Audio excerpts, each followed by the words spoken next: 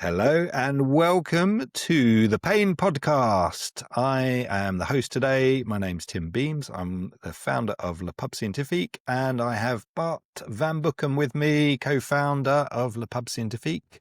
Yes, hello. Hello, and it's good morning whilst we're recording this. So today we've just been having a chat about this, actually, haven't we? But today we're going to be talking about something that everybody knows something about. Everybody does it. Sleep. Particularly, we're going to talk about the connection between sleep and pain. So let's just paint a picture to begin with, because I'm interested. It's something that obviously we would ask people about typically, but how often is it that you hear that sleep is disturbed in your patients, and in what way do you hear that as well? In a chronic pain condition. Yeah, in your yeah. So the research says 72%. 72%, right? I'm not really sure whether that correlates with my numbers, but it feels to be right. Like 2/3, or at least maybe 3/4, would have for sure have episodes or ongoing sleep. What always strikes me, just whether it correlates, yes, very strongly, whether it's it started with the chronic or the pain condition. That's not always the case. So some people have, I've always been a bad sleeper. I always had trouble since whatever. Yeah, so I think that needs some nuances, but also disclaimer, we're both not and especially not me, I'm not a sleep expert, but I think we are considered that, well, we have so many patients who have these and sleeping and insomnia issues that we have to do these deep dives. And I think I started doing that since maybe very early in my career, because I started, oh shit, everyone's got this. It's something that needed to, and I felt like a gut feeling. If you can't sleep, or if sleep is disturbed that bad, it's going to be a hard journey. All right. Yeah, it's going to be tough recovering. And that was just a gut feeling. So that drove me into the cycle of understanding sleep and always bets. And I think I remember I did my thesis on sleeping disturbances, insomnia, primary insomnia, not necessarily in chronic pain, but at that time I also found out that chronic pain was very prevalent in that group. Man, now you're suddenly positioning yourself as close to expert. Yeah, now, but it was 15 years ago, so I'm glad for the updated. Oh, brilliant! Hey, now you're saying this, there's so much sort of rushing back to me. But one of our first ever live Le Pub talks was by a sleep specialist called Katie Heron, and that was 14 years ago, something like that. So I remember thinking about, and being interested in it at that time. And the other thing that's rushing to my head, but I know things are changing, and I really am grateful for that. But the way that we sort of learnt questioning and sort of, I'm not sure, in the loosest sense, interview skills was very sort of focused, pain focused. How's your pain? When's your pain better? When's your pain worse? How's your sleep? Often came in it. But it was almost like it felt at that time, and this is 25 years ago now, but it felt like you were sort of ticking a box more than you were really interested, and had some, and perhaps had some strategies to know where you go if it is affected as well.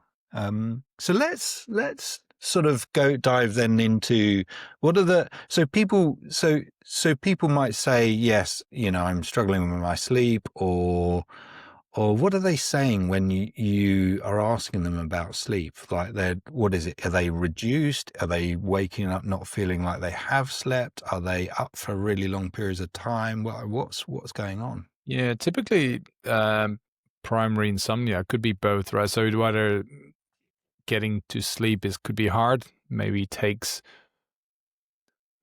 like up to 2 to 3 hours sometimes. And some people do fall asleep quite well because they're passing out because they're so tired. But then after 1 or 2 hours, starting to have this disruption in ongoing sleep, basically having troubles getting back to sleep, or they have these very um, short sleeps, which are indicating they're not going into the state of deep sleep, which is also known as like the restorative sleep.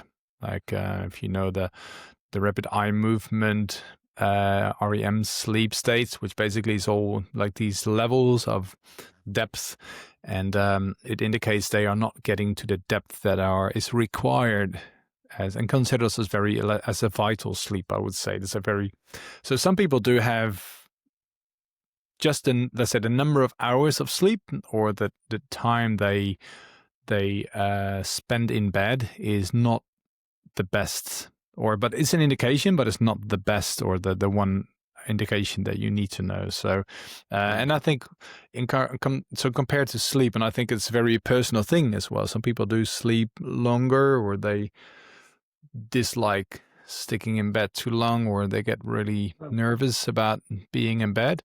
But it's also about satisfaction, right? How do you feel about your sleep? Some people, I don't feel satisfied when I'm sleeping for 7 hours. I need 8, which doesn't really supported by the research that basically says 7 is probably good enough. But whether a person considers sleep is disturbed depends on their expectation of what they need.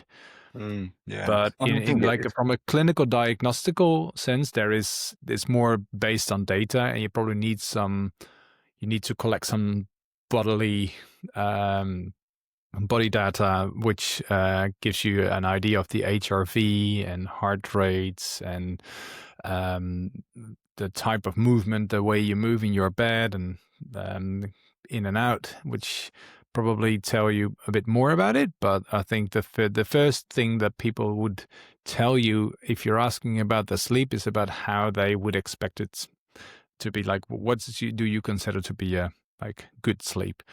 And that doesn't always correlate with what let's say the clinical data shows. Yeah. I'm glad you sort of put that in there, because I'm starting to think of how sleep varies over age span. What happens, for instance, for men at a particular age, women in a perimenopausal stage, children. Like, there's going to be great differences, isn't there, of great variation of people. Yeah, there's a lot in it, because there's for some stages in your life, it's sort of normal that you have some trouble to wake up, and you need to slowly get into your energy, like your average energy levels during the morning. Maybe you're between 8 and 10, you're not there. It doesn't mean you slept too little, but it may, like on an endocrine or immunology level, you need to sort of slowly get into the right place and condition to feel comfortable with it, and that may change over a lifetime for sure. But it's hard. It's sometimes, and that's what I think, why sleeping hygiene but also education about sleep could be very relieving for some people, because they think it's a bad thing, or they're going into like a terrible state. But in sometimes it's like, well, it's actually not that bad. If you're 75, it's not a big deal if you have some disturbed sleep to some level, of course. And therefore it could be a relief, basically. So, well, don't worry too much about it. And even that, saying not worrying about it, people are able to less worry, then things are turning more positively. And so that's quite interesting that education in sleep is quite effective for a subgroup, which is great. Yeah. Let's dive down a little bit, because I feel like we might be jumping already to some sort of treatment or therapeutic ideas. But so one, you mentioned that about 75% of now people with pain have disturbed sleep, but there will be a percent of, a number of people who have disturbed sleep who don't have pain. And from my understanding, there is a impact of disturbed sleep without pain. And I'm just thinking of, any parents out there who have young children will have probably experienced something like this, where you can survive on phenomenally less sleep, whether you, from a body point of view, you're as healthy and fit and emotionally stable and regulated, etc., is another matter. So I'm wondering whether or not, and I don't know this so well, but I'm wondering whether there might also be predictive factors of, reduced sleep then leading to more susceptibility of pain. But what we do see from the data is we see that people who have pain have significantly more interrupted, reduced, poor sleep as well. Now, let's focusing on that group. What are the sorts of things that might be going on that have a relationship with pain that we are interested in then? Yeah, that's something.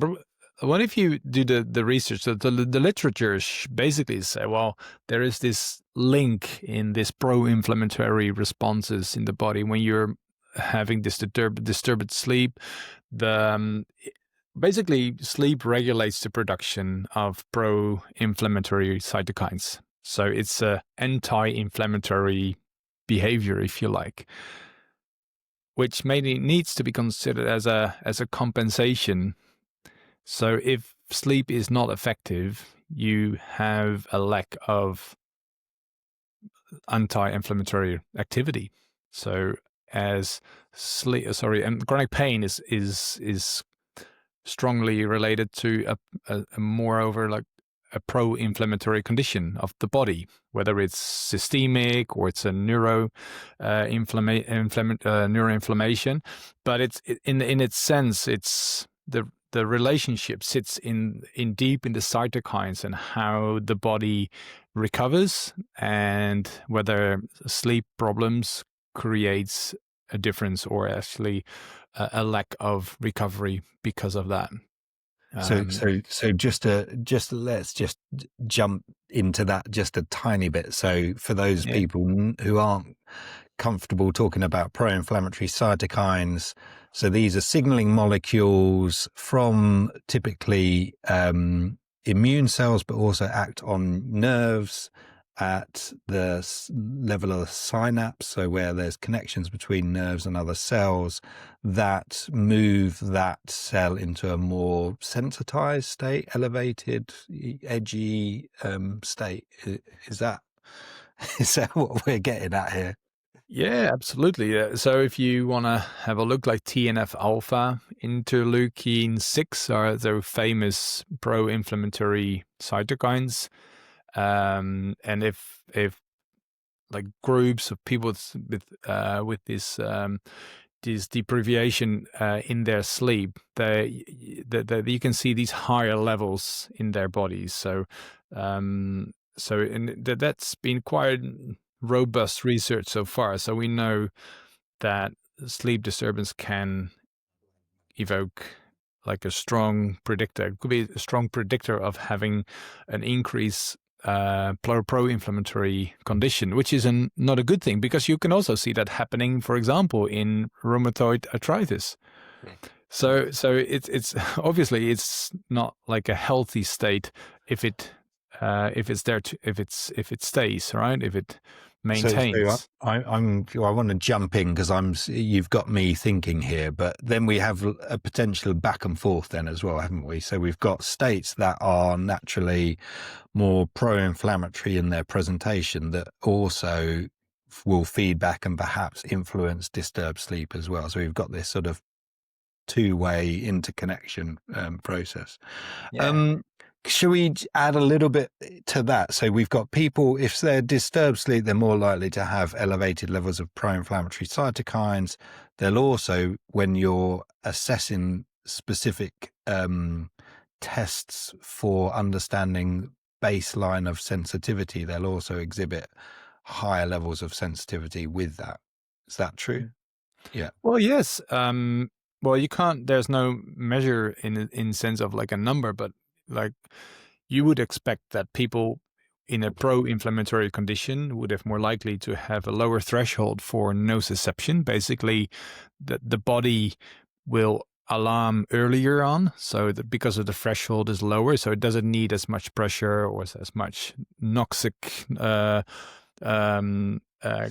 stimuli. So therefore, people would experience likely more pain.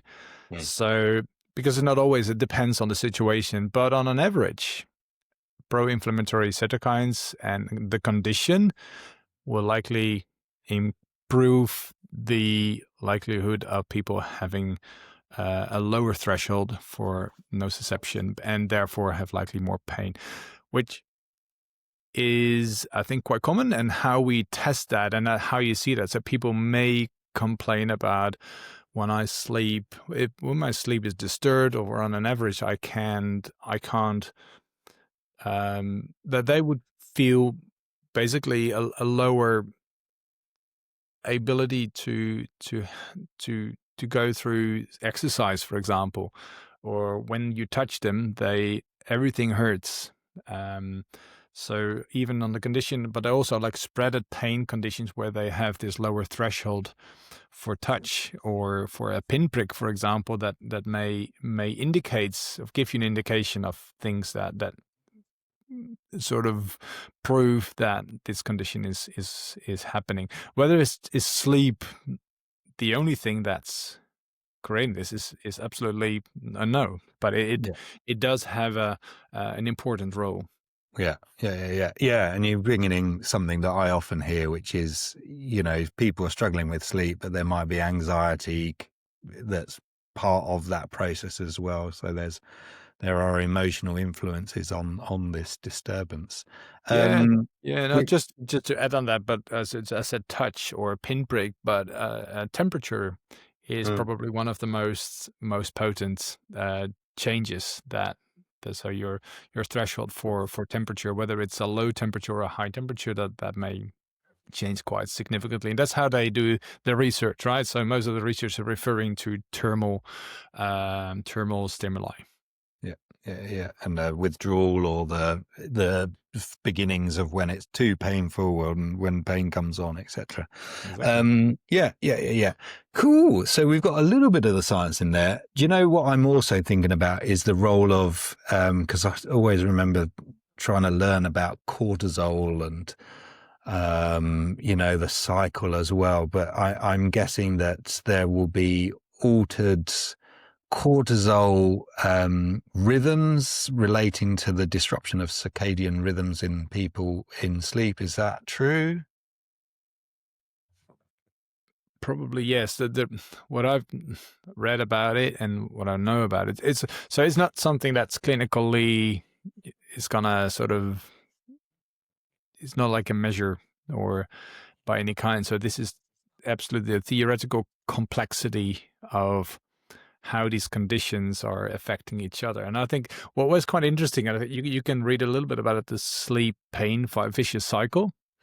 So there's some research about the correlations and the causal relationship between sleep disturbances and chronic pain, where you can see in which way. And cortisol is one of those features. And we haven't even touched on how the brain produced its activity in the insula and striate, and basically not able to block or to filter what's going on in the body, which it normally would do. So it basically amplifies the perception of pain potentially. So I think we already touched on these cytokines. We got into the inhibitory potential of the brain and its regions, and then the cortisol levels and how they all relate in some way.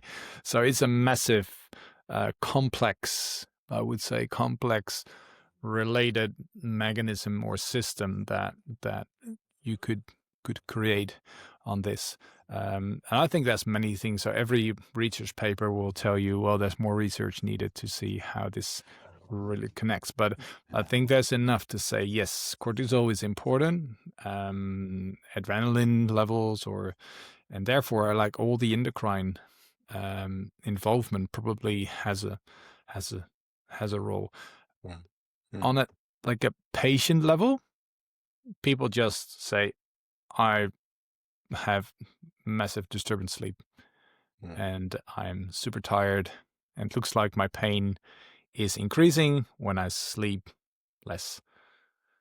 I think that's the bottom line. Yeah, So where do we go the about it? Yeah. and the reverse in that, you know, I've had a few good nights of sleep and I've noticed that I'm able to do more, or I feel better, or I'm in a better mood, or which suggests that there's a nice shift possible as well. Yeah, totally. So let's move in that direction then. So, I mean, I think.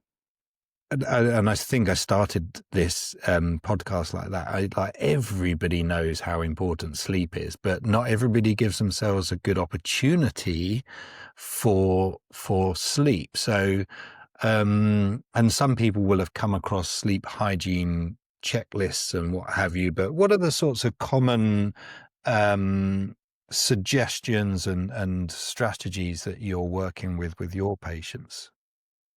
To encourage or to create, what I'm going to say, because it's my bias, but to create conditions for sleep to happen as well. Yeah, so the advice is, I think it depends, right? So my goal on this is not starting to educate people and tell them what's right and wrong, because there is too many. So people have done things already. They've tried. And for example, if you say, well, you should have a cool down, you have to cool down your room. And then they respond, well, I got a very cool room. And then you say, well, you need make sure you got these time slots. Make sure you wake up in the morning, even if you're tired, trying to get this routine.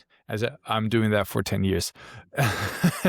So from my clinical background, I would say you can tell them what's right, but you can ask them what they've already done, right? So how does it look? So make sure you get the right.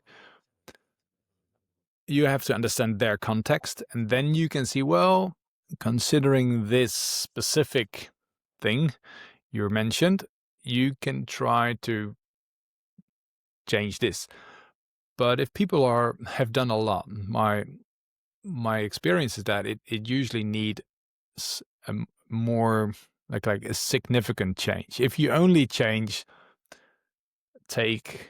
200 milliliters of water instead of 100, it's very unlikely that such a massive problem gonna change. So it probably needs something different, and like it could be an habit. Depending on the type of insomnia, you would consider people are really in their mind and that they are doing things they should have done during the day. You can see if they can finishing the day at some point and creating activities for writing down your journal earlier, not at 9 p.m. and instead you'd like at 3 p.m. and making sure that you're sort of getting different routines and making sure that you are comfortable. Even if people like exercising late in the night and they'd rather should do it in the morning, you can try things like that, because there's not one way. Depending on the lifestyle issues like taking sugar, caffeine, things are very. That I would. There are not many patients of mine say, "Well, I didn't know that." Most of the people knew already, but sometimes they need to hear it again. So, oh yeah, I know it's bad, but it's such a routine. It's hard to Yeah. break that, and I It's think like like it's watching TV in bed or something like that, where we know yeah. why should we Even turn off screens. using your screen. Oh, I'm putting on blue light, and then it should be all right. But if it's not, they probably have to reconsider those behaviors. And but I think from a behavioral therapy approach, it's a logical thing to start with because it's low impact in terms of it's very cheap. You can do it fast, and you can check motivation as well. So there are many reasons to start with these sleep hygiene and checking out without being the, let's say, the, well, don't be too rigid, but just check out. And my explanation will be, let's try some things, right? We just have to figure out, because sleep is different for everyone. You have your preferences, but we may have to break some of these preferences in order to change the sleep pattern, Yeah. especially in primary insomnia, where people have trouble getting to sleep. You can have there's a lot to do. It's getting tougher when people have these disturbance sleep during the night. Mm. If they just wake up and they fall asleep again, right? And I find out that's a tough one, because it's not necessarily something you can change by behavior Mm. itself. Yeah, it's not Yeah. a choice. Yeah. There's something challenging, isn't there, of being up in this quiet period of the night when no one else is around, and what you do. And I'd like, can I just jump in a little bit here, because I think there Right. are things that people, they often blame themselves. Oh, I should be doing this, or why aren't I doing that, or I just need Mm, to shut my brain, and that just feeds that process. mm, And another example that I often sort of come across is people keep trying and trying and trying. It's not for want of trying. And sometimes we sort of have to accept it in whatever way that what we're doing is the right thing, but we can't force the result as well. We can't force the outcome. mm. So Yeah. some of the suggestions that I would be giving to my patients are things like, if you're struggling to sleep after 20 minutes, half an hour, why not get out of bed and have a bit of time, read a book, have a cup of chamomile tea or whatever it might be, and then try again in another hour and go through your routine again. Because there is something about, being in bed, like, oh, I must be asleep. I've got to start. I gotta go to Yeah, and I think sleep. that's a good point there, where you're trying to prevent that the bedroom is going to become the place where you are awake. Yeah. So rather, it's preventative by going out. It is also taking off the pressure, Mm, mm, and I have to sleep. So these are very strong beliefs that I have to sleep like this. But what if it can be different, right? So taking off the pressure could be another way of relaxing, because everyone would would acknowledge that the fact that if you are relaxed and you can let it go, it's easier to fall asleep than you are very strictly and rigid in your way. And I think that's the part of these sleeping routines that people sometimes get stick to something very specific, and then it's suddenly just not as effective as it was. mm, And um, then you have to figure out something new. And I think this is absolutely like a CBT approach, because I think we are heavily relying on the CBT movements here that has been discovering this area for decades already. yeah. Yeah. Good. And then let me just add another thing that I'm thinking about that I feel is important here is as things change, it might not be like a wholesale change. And if sleep was disturbed every night of the week, maybe a positive step in the right direction is that you're getting 2 nights of the week that are more restorative, recuperative sleep, and or 4 nights, or that instead of waking up 10 times in a night, you're waking up 5 times in a night. And there are, so, albeit they don't feel enough at that time, they are still signs that things are changing. And my experience of, for instance, of neuropathic pain, for instance, is that people are up, and sometimes you need to get out of bed and move and get a little bit of blood flowing. And it's a sort of counterintuitive technique, but can really, really help. And yeah, that idea of, just forcing just keep going. And sometimes you've got, in a way, you just got to allow things to happen as well. And that sense of change and commitment, if you start noticing that things can change, instead of checking in every night, but checking in every week or checking in a month and saying, how's the last month of sleep been for you? But just like I just want to jump in here. So when pain is the reason for waking up, we're not getting into the philosophical discussion of whether you're going to have pain when you sleep or not, but that's for another day. But I think there's some conditions that require activity to reduce the pain while you in bed, right? For example, most of the neuropathic conditions requires do have some ischemic um, um, effect. Basically, because of you lying down, the nerves going to start firing, and the thresholds for nociception is going down, and therefore you actually having more pain, like the night pain. And that's sometimes compromised by like, I need to lie down, I have to sleep, and people take like strong drugs to reduce the pain, and instead sometimes it's this counterintuitive. You have to stand up, get your body give it some oxygen, because the nerves need some oxygen, especially when they are damaged, or then when you're in a neuropathic state. It could be a huge relief, and therefore sleep can be less disturbed because of the nerve endings are not firing as they done. So I think every condition may need specific, well, I would say specific options, if you like, that apply, especially when you are horizontal, when you're lying down for hours. It's a bit like you're experiencing whilst you're sitting for a long time. When you're lying down for a long time, you may have these routines that may need to change, and they are different when you are ideally you would sleep and lie down and not moving, which I generally, depending on the condition, obviously that requires a different approach. Yeah. Okay, so the complexity of sleep. Unfortunately, we're running out of time, so I'm going to do my best to summarize. Before I summarize, I just want to say, if you're listening in at this point, thanks so much for joining us. Head over to the Le Pub website if you haven't already. There is a new free membership for people. So I'd love for more of you to be able to benefit from what we're doing, what we're putting out there, and ultimately to get more confident helping our patients.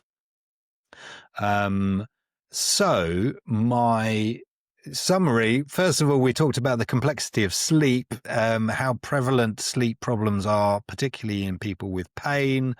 Up to 75% of people have disturbed pain, you were saying. I know there's a huge study, the Tromso study is 10,000 people, and I think that's roughly, similar, isn't it? So huge studies here have shown that sleep disturbance is a big thing in pain, that then comes with shifts in our biology. And we talked a bit about pro-inflammatory cytokine contributions to sensitization, lowered nociceptive thresholds. We didn't go into much detail, but I feel like we can do this in other podcasts, in the brain and the descending modulatory effects, or the lack of, and I think probably the re-establishment or restoration of them as well over time. We talked about circadian rhythms, cortisol, etc. And then a couple of the sort of questions, instead of us just asking, in a way, just to tick a box about how someone sleep, but find out a bit more. What does sleep disturbance really mean? Is it altered from their normal? Because a lot of people do have disturbed sleep, and what is refreshed sleep as well for them. Even at the end, you were talking about neuropathic pain and the presentation, and what might it be like to get out of bed. So, if you are in pain and let's say you go to the toilet, how does it feel when you come back? So there might be a number of clinical clues that we can get from this.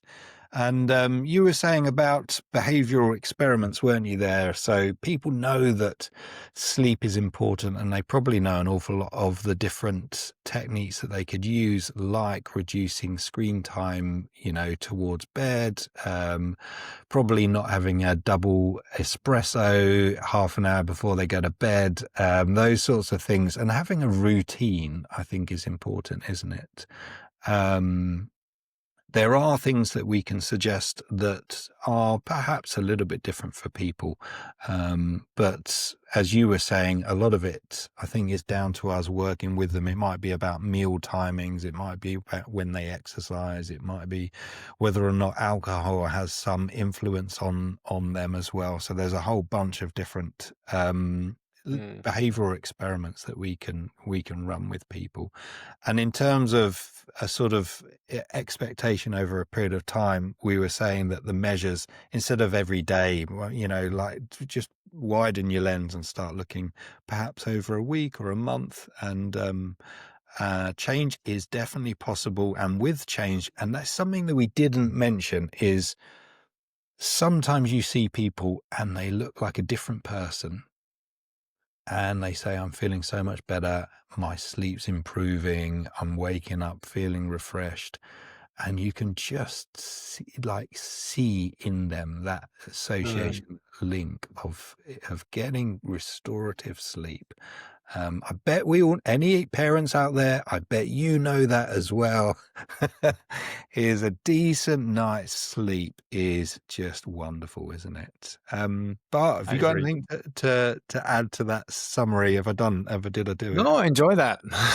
That summary for sure.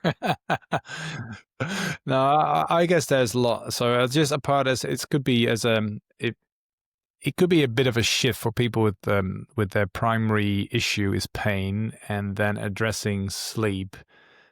And in some cases, you probably deciding that it's probably more helpful to start with uh, treating the sleep disturbance instead of for people like directly the condition of the pain or the pain condition. So, but there's good reason for it, and it sometimes could be relieving because it could be quite effective. As changing pain could be quite tough and long-term objectives, if you like, but therefore you have to consider that, and I would recommend you to have a go. Awesome. Cool. All right. Thanks, everybody, and see Cool. you for the next one. Thank you. Bye bye.